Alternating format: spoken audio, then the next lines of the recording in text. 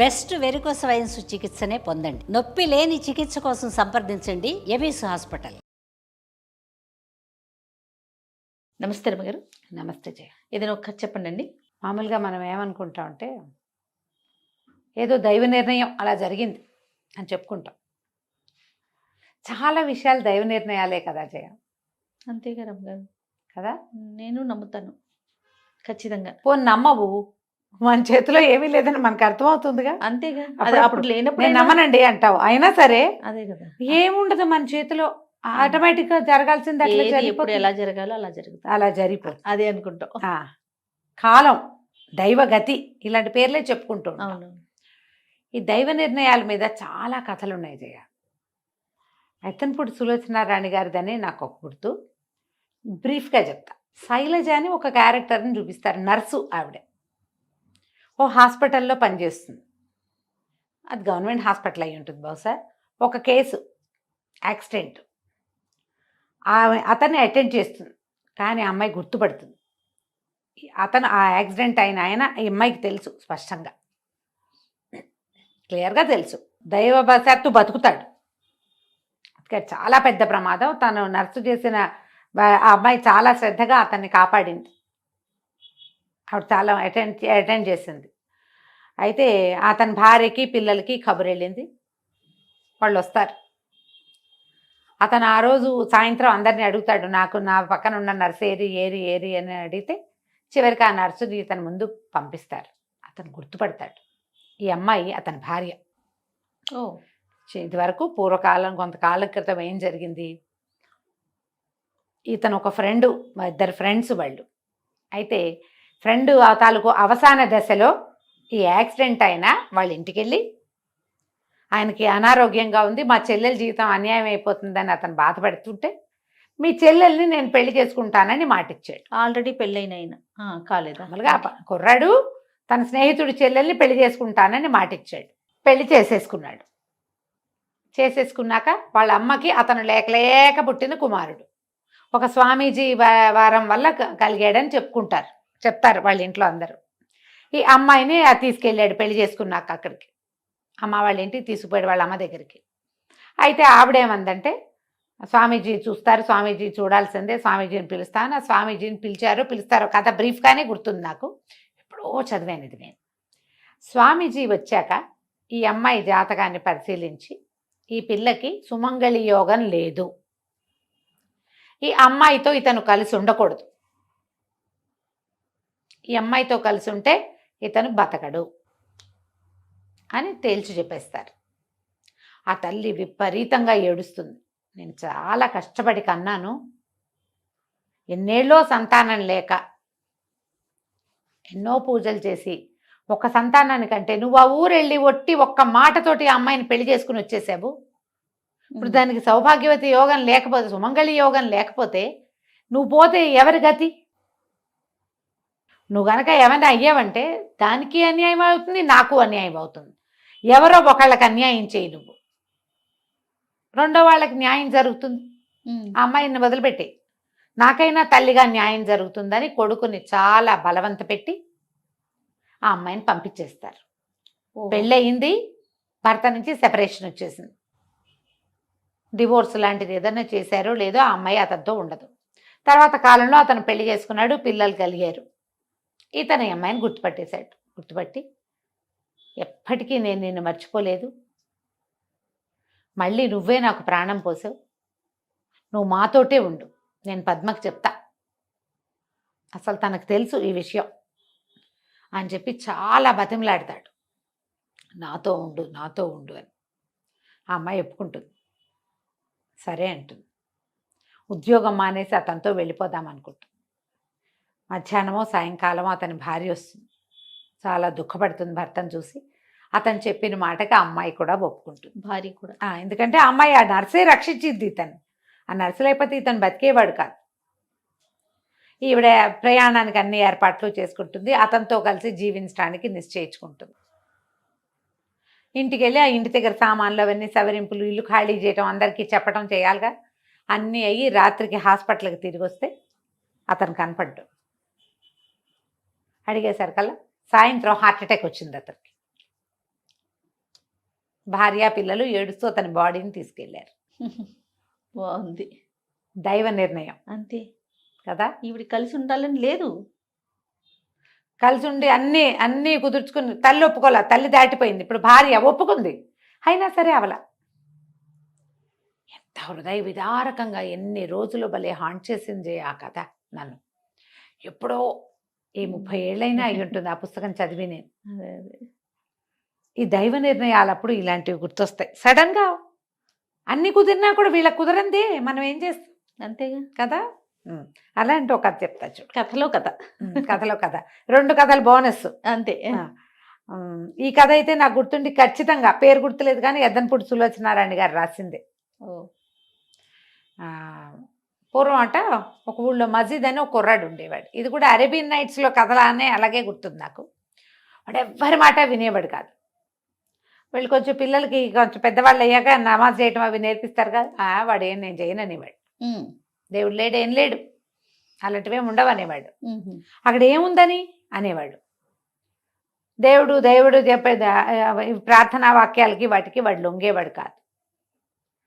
వాళ్ళ నాన్న అనేవాడు, ఎవరో ఒక మహానుభావుడు వచ్చి వీడు మనసు మార్చాల్సిందే, దైవజ్ఞుడు వచ్చి మార్చాలి, వీడు మారడు, లేకపోతే వీడి నాస్తికవాదిగా ఉన్నాడని ఎప్పుడూ తిడుతుండేవాడు.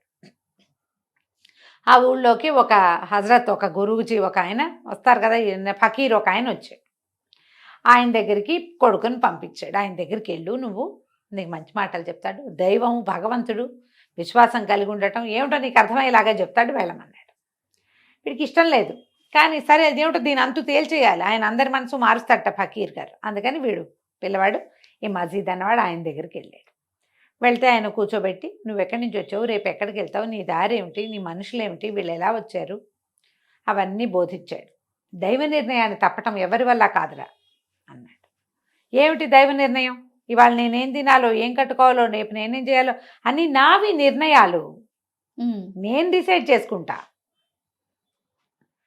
సహజంగా జరుగుతుంది పిల్లలు పుట్టడం. నేనే వీళ్ళ కుమారుడిగా జన్మించాలి లేదు, ఎవడో ఒకడు అయ్యాడు, ఎవడో ఒకడు పుట్టాడు, అది నేనయ్యాను అంతే. అంతే తప్ప అంతకంటే ఏం లేదు.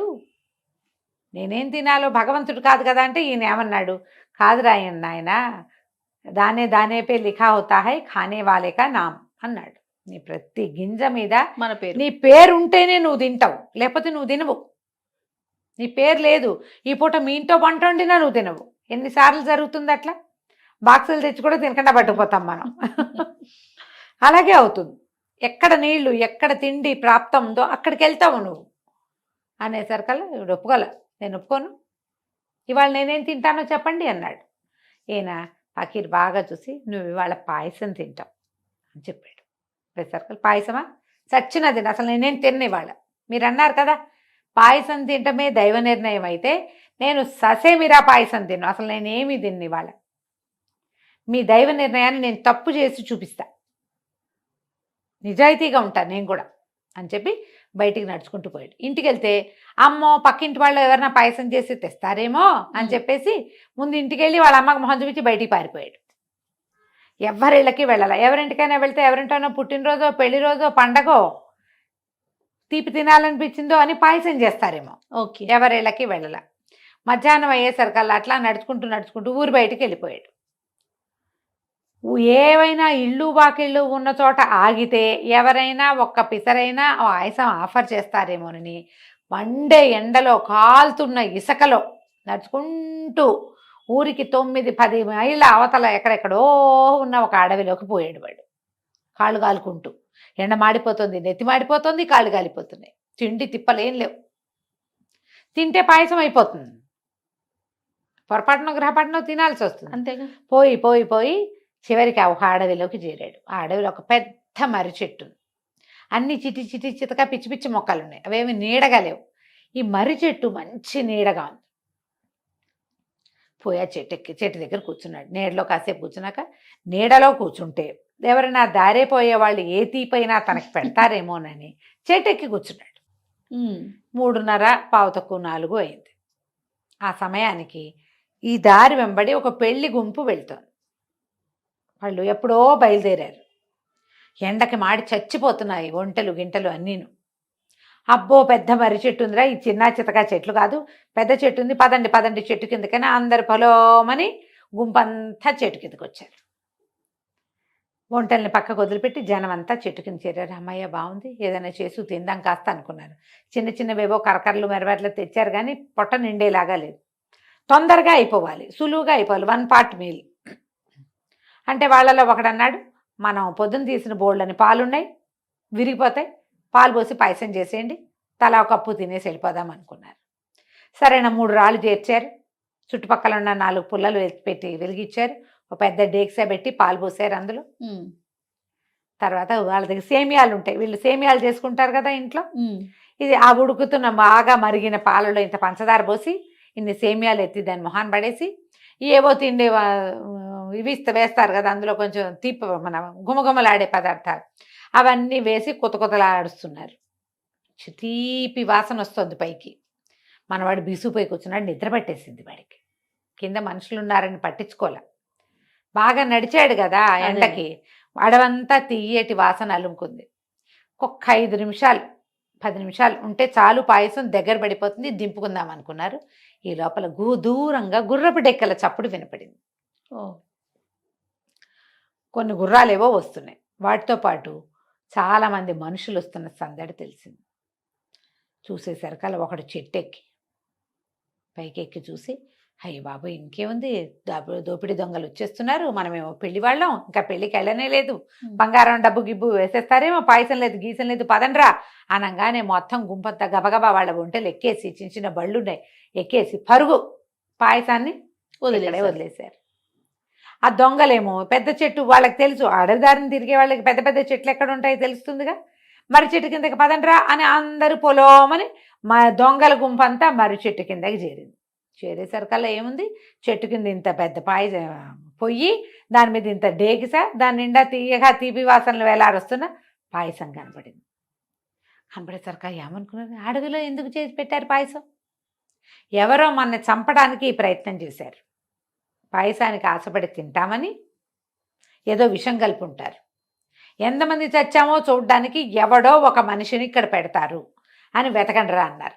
మొత్తం అన్ని పక్కల వెతికారు. పెళ్లి వాళ్ళేమో పరుగులు తీస్తూ పారిపోయారు. వాళ్ళు వీళ్ళకి కనపడలా, వాళ్ళు ప్రాణభయం కదా, మామూలుగా నడిస్తే స్లోగా వెళ్ళేవాళ్ళు, పరిగెత్తేశారు. ఎవరు ఉన్నది లేదు ఇక్కడ. ఇంత పాయసం చేసి ఎందుకు పెడతారు? ఏదో ఉంది ఇక్కడ ఎత్తు. అంతా వెతికారు. తీర చూసి ఆ చెట్టు మీద చూడండి రా అంటే, చెట్టు ఎక్కితే ఏముంది, తాడుతో తనని తాను కట్టేసుకుని ఒక కొమ్మకి మంచి నిద్రలో ఉన్న మనవాడు కనపడ్డాడు. ఈ మసీద్ కనపడంగానే, దిగండి మహానుభావ దిగండి, కిందకి దిగండి అని పిలిచారు. పిలిచేసరికల్లా వీడు బికమహసి నేను దిగనన్నాడు. వాడికి పాయసం వాసన వచ్చేసింది. అమ్మో ఇక్కడ ఏదో కొంప మునిగేలా ఉందని నేను రానుగాక రానన్నాడు. దిగుతావా దిగవా అని బెదిరించారు. వాడు ఏమైనా సరే నేను దిగనంటే 2 దొంగలు పైకి ఎక్కి 2 పీకి కొట్టి కిందకి దించారు. దించాక పాయసం రుచి చూడండి హజరత్ మీరు అని పిలిచారు. నేను తిన్నన్నాడు వాడు. ఎందుకు తినడు? నేను తిన్ను పాయసం అంతే అనగానే, ఇందులో విషం ఉంది, వాళ్ళు ఏదో కలిపారు, మొత్తొచ్చే పదార్థం ఏదో కలిపి ఉంటారు, వీడు అందుకే తిన్నంటున్నాడు. ఏ చెట్టు కింద పాయసం ఉందో ఆ చెట్టు మీద పడుకుని చూస్తున్నాడు. గుడ్లగూబ అంటే ఏమిటి అర్థం? గుడ్లగూబలాగా ఏమిటి అర్థం? మనం తినటం కోసమే వీడు చూస్తున్నాడు. తింటావా తినవా అని అంత బతిమలాడినా వీడు ఏడవడం మొదలుపెట్టాడు. నేను తిన్నో అని ఏడుస్తుండేసరికాల వీడు విషం ఉంది కాబట్టి వీడు ఏడుస్తున్నాడు. మరి పట్టుకుంటారా వీడిని అని చెప్పేసి ఆ పాయసాన్ని వాళ్ళ దగ్గర ఏవో చిన్న చిన్న లోటాలు ఉన్నాయి, ఆ పొయ్యి ఆర్పేశారు. పాయసాన్ని చల్లార్చారు. చల్లారిన కొద్దీ ఇంకా చిక్కబడి మంచి గుమగుమలాడి వాసన వస్తుంది. 2 వెనకాల రెక్కలు వెనక్కి పెట్టి గట్టిగా చేతులు బిగిచ్చేసి ఇంత పాయసం తీసి నోట్లో కుక్కి మొత్తం పీకలమయ్యా పాయసం తినిపించేశారు. తిన్నాక వాడికి ఏం కాలేదని చూసుకొని మిగిలిన పాయసం తినేసి వాడిని వదిలిపెట్టిపోయారు. ఈ పాయసం తినవాడు ఏం చేస్తాడు? కాళ్ళు ఈడ్చుకుంటూ ఫకీర్ గారి దగ్గరికి వెళ్ళాడు. ఏ నాయన కులసాగా ఉన్నావా అన్నాడు. పాయసం తిన్నానండి అన్నాడు. నేను చెప్పే కదా నాయన, దైవ నిర్ణయం ఎలా ఉంటే అలా జరుగుతుంది. అందులో నీ ప్రయత్నం కూడా ఉందనుకో, నువ్వే ఏదైనా అనుకున్నావు అనుకో కాస్త అటు ఇటుగా, అదంతా నా ప్రతాపం అనుకుంటావు. నువ్వు ఏముండవు ప్రతాపాలు ఇక్కడ, రాసుకుని వస్తావు, రాతను బట్టి అవుతుంది. నువ్వు రోజు ఒకే దారి నడుస్తావు, ఒకనాడు పళ్ళు రాలుతాయి నీకు కింద పడి. రోజు నడిచే దారేగా, ఎందుకు నాకు ఇది జరిగిందంటే పైన రోజు అదే దారిని నడిచెళ్తావు. ఏదో ఒక ఉద్యోగ అవకాశం వస్తుంది. ఏనాడు రాలా, ఇవాళ వచ్చింది. ఎందుకు? రాత. రాసుకోవటం. అన్నీ రాసుకొచ్చినవే నాయన, దైవ నిర్ణయం ఇలా ఉంటుంది అని చెప్పాడు. కథ కంచికి మనం ఇంటికి. చాలా బాగుంది, రెండూ బాగున్నాయి. నమస్తే అండి. నమస్తే జయ.